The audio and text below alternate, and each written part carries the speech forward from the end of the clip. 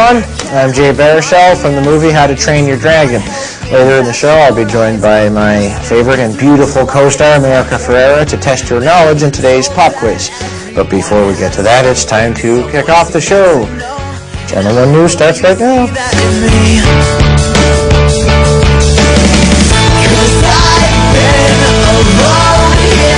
Thanks, guys, and we'll see you later in the show. I'm Justin Finch with the Channel One News team, and we're diving right into your Friday headlines, and AD has our first story. That's right. It's being called the biggest step so far in the Obama administration's effort to reduce the amount of nuclear arms in the world. We are making strong progress toward getting an agreement. An agreement that will replace the 1991 START treaty between the U.S. and Russia. The 19-year-old treaty that stands for the Strategic Arms Reduction Treaty expired in December and was due for a replacement. The new treaty is expected to be signed in 2 weeks and requires both sides to reduce their most dangerous long-range nuclear weapons by about a third. The idea is if there are less nuclear weapons out there, they're less likely to be used. And seeing as how 90% of the world's nuclear weapons are in the U.S. and Russia, getting these two countries on the same page is a big deal. All right, AD. Now, Ali, what do you have? Well, stateside, we've all been hearing about how bad the job market is right now, but a new report out says that teen job seekers may have it a little easier.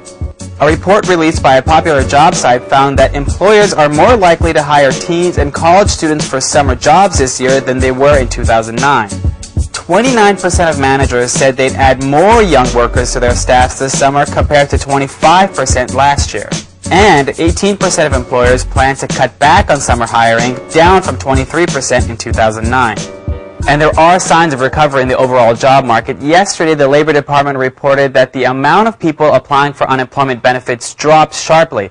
And experts say that's a good sign. All right, Ali, and if you want to get a jump starting your summer job search, we've got advice for you over at ChannelOne.com.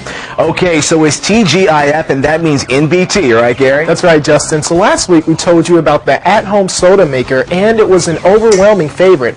87% thought this was a good idea, but 13% said this would not catch on.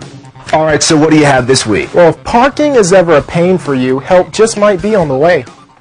Like most big cities, parking can be tough in San Francisco, so the hope is these plastic squares will make things easier. They're electronic sensors glued to parking spaces on the street. They're wireless and they tell us whether or not a parking space is occupied or not.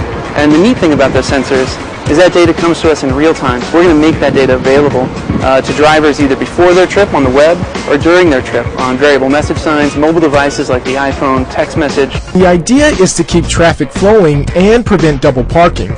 Officials estimate about 30% of cars on the road are simply circling looking for parking, and that can be bad for business. The system won't direct drivers to an individual parking spot, but it will send them to the street where the sensors say parking is available. The wireless system is being tested now and will go into operation sometime this summer. So will parking sensors become the next big thing? Vote on this at ChannelOne.com. And if you think you know what the next big thing is, send us your ideas online or to my Facebook account. All right, thanks, Gary. Coming up next, the latest on the healthcare bill.